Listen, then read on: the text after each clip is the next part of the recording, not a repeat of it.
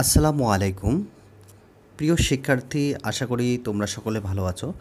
ষষ্ঠ শ্রেণীর জন্য একটি সংবাদ নিয়ে আজকে আমি এসেছি।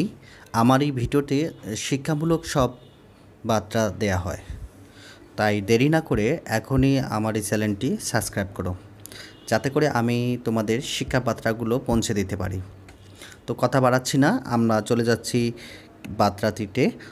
তো এখানে বলা আছে যে বয়স 9 না হলে ষষ্ঠ শ্রেণীতে রেজিস্ট্রেশন নয়। দৈনিক শিক্ষা .com প্রতিবেদক থেকে এই বার্তাটি আমি তোমাদের কাছে উপস্থাপনা করতেছি। ঢাকা বোর্ডে আগামী 10 সেপ্টেম্বর থেকে ষষ্ঠ শ্রেণীর শিক্ষার্থীদের রেজিস্ট্রেশন কার্যক্রম শুরু হবে।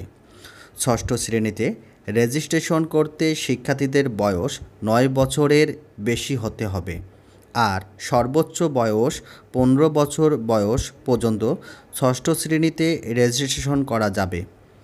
বিশেষ চাহিদা সম্পন্ন শিক্ষার্থীদের ক্ষেত্রে বয়সসীমা সর্বোচ্চ 20 বছর।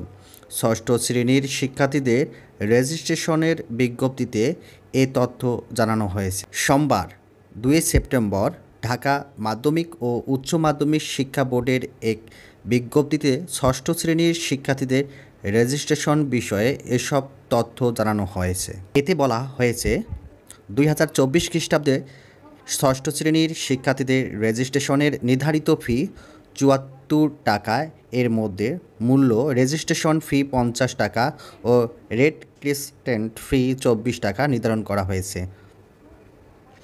নতুন শিক্ষাক্রম বাস্তবায়নের অংশ হিসাবে গত বছর থেকে ষষ্ঠ শ্রেণীতে রেজিস্ট্রেশন প্রক্রিয়া শুরু হয়। চলতি বছর দ্বিতীয়বারের মতো এ শ্রেণীর শিক্ষার্থীদের রেজিস্ট্রেশন করানোর উদ্যোগ নেওয়া হয়েছে। ঢাকা বোর্ডের বিজ্ঞপ্তিতে জানানো হয়েছে, বোর্ডের ওয়েবসাইটে নির্ধারিত বাটনে ক্লিক করে EIN ও পাসওয়ার্ড দিয়ে লগ ইন করে শিক্ষার্থীদের রেজিস্ট্রেশনের তথ্য দিতে হবে।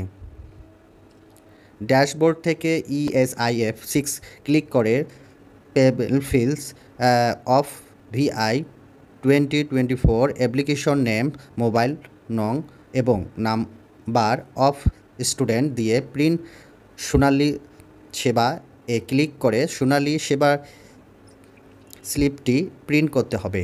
ফর্মটি ফটোকপি করে ব্যাংকে জমা দেওয়া যাবে না।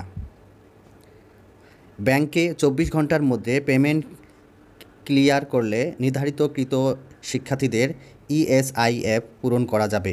পেমেন্ট ক্লিয়ারের পুনরায় সোনালী সেবা স্লিপ বের করতে পারবেন প্রতিষ্ঠানের প্রধানরা এবং বাদ পড়া শিক্ষার্থীদের তথ্য এন্ট্রি করতে পারবে। এতে আরও জানানো হয়েছে, পাঠদানের অনুমতি ও স্বীকৃতি প্রাপ্ত শিক্ষা প্রতিষ্ঠানে অধ্যয়নরত শিক্ষার্থীরা নিজ শিক্ষা প্রতিষ্ঠানের নামে রেজিস্ট্রেশনের সুযোগ পাবে, আর পাঠদানের অনুমতিবিহীন প্রতিষ্ঠানের শিক্ষার্থীরা পার্শ্ববর্তী বা নিকটবর্তী অনুমোদিত নিম্ন মাধ্যমিক স্কুল অ্যান্ড কলেজের মাধ্যমে রেজিস্ট্রেশন করা যাবে।